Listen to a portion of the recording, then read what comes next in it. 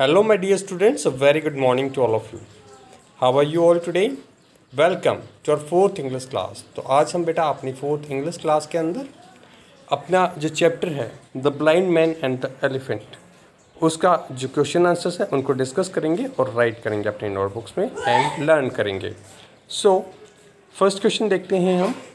Do you think that the 6 men were eager to learn? क्या आपको ऐसा लगता है कि जो 6 लोग थे, ईगर का मतलब क्या होता है? उत्सुक होना. तो वो सीखने के लिए कुछ, लर्न का मतलब सीखना, कुछ सीखने के लिए वो ईगर थे, उत्सुक थे.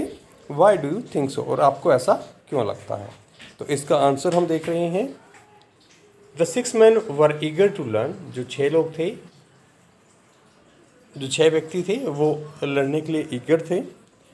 क्योंकि क्योंकि दे वर इंक्लाइंड टू लर्निंग. क्योंकि वो इंक्लाइंड का मतलब होता है कुछ सीखने की चाह रखना. सो वो कुछ सीखने की चाह रखते थे.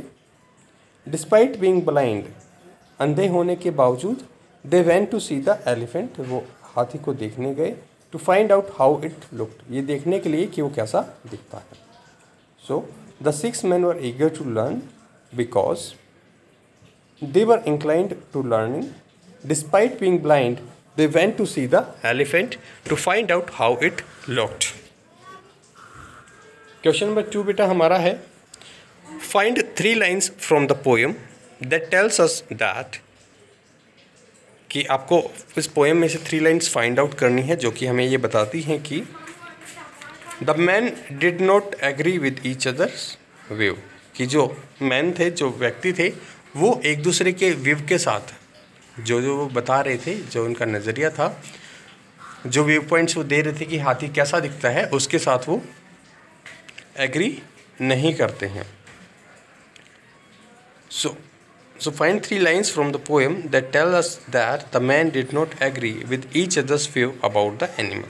सो answer the following lines tells us that, कि ये जो नीचे लिखी हुई लाइन्स है ये हमें बताती हैं the man did not agree with each other's view about the animal, कि जो वो व्यक्ति हैं वो एक दूसरे के व्यू पॉइंट से एग्री नहीं होते हैं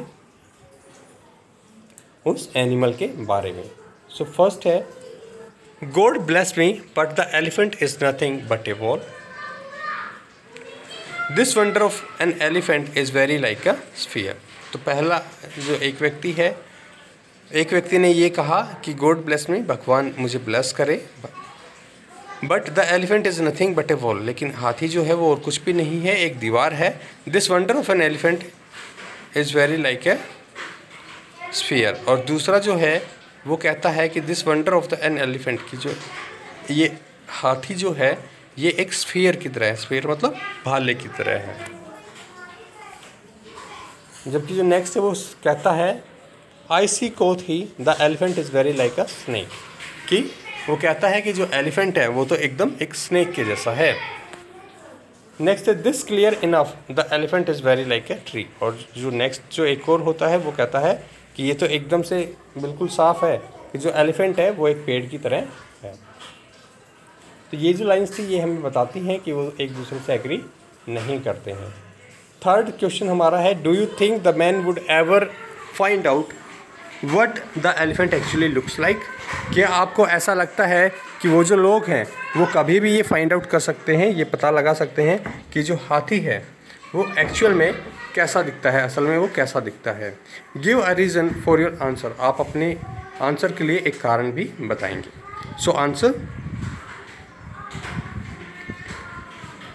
the man might find out how the elephant actually looks, कि वो जो लोग हैं वो शायद पता लगा पाएँ कि जो एलिफेंट है वो सही में कैसा दिखता है. However it will take more time for them, लेकिन ये उनके लिए बहुत ज़्यादा समय लेने वाला होगा देन ए कॉमन मैन, एक साधारण व्यक्ति से ज़्यादा समय उन्हें इसमें लगेगा. They need to observe the animal more keenly, उन्हें उस एनिमल को, उस जानवर को और ज़्यादा गहनता से उसे ऑब्जर्व करना पड़ेगा. Instead of touching a part of its body and taking a decision, instead of touching a part of its body, बजाय कि उसकी एक बॉडी के पार्ट को टच करके, एंड टेकिंग अ डिसीजन, एक निर्णय बनाने की बजाय उन्हें उसे और ज़्यादा अच्छे से उसे ऑब्जर्व करना होगा. सो बेटा आप इसके लिए अपना आंसर खुद का यदि आप लिखना चाहें तो थर्ड वाले के लिए आप अपना खुद का आंसर भी लिख सकते हैं। चलिए एक बार फिर से हम इन क्वेश्चंस को रिवाइज करते हैं। Class 4th lesson the blind man and the elephant. Question number 1, do you think that the 6 men were eager to learn? Why do you think so? Answer: the 6 men were eager to learn because they were inclined to learning. Despite being blind, they went to see the elephant to find out how it looked. Second, find 3 lines from the poem that tell us that the men did not agree with each other's views about the animal. So the following lines tells us that the men did not agree with each other's view about the animal. First, God bless me, but the elephant is nothing but a wall. Second, this wonder of an elephant is very like a sphere. Third, I see, quoth he, the elephant is very like a snake. And the next one is, this is clear enough, the elephant is very like a tree. So the third question, do you think the man would ever find out what the elephant actually looks like? Give a reason for your answer. The men might find out how the elephant actually looks like, however, it will take more time for them than a common man. They need to observe the animal more keenly instead of touching a part of its body and taking a decision. So beta, you need to write and learn these questions and answers. Thank you. Have a good day ahead.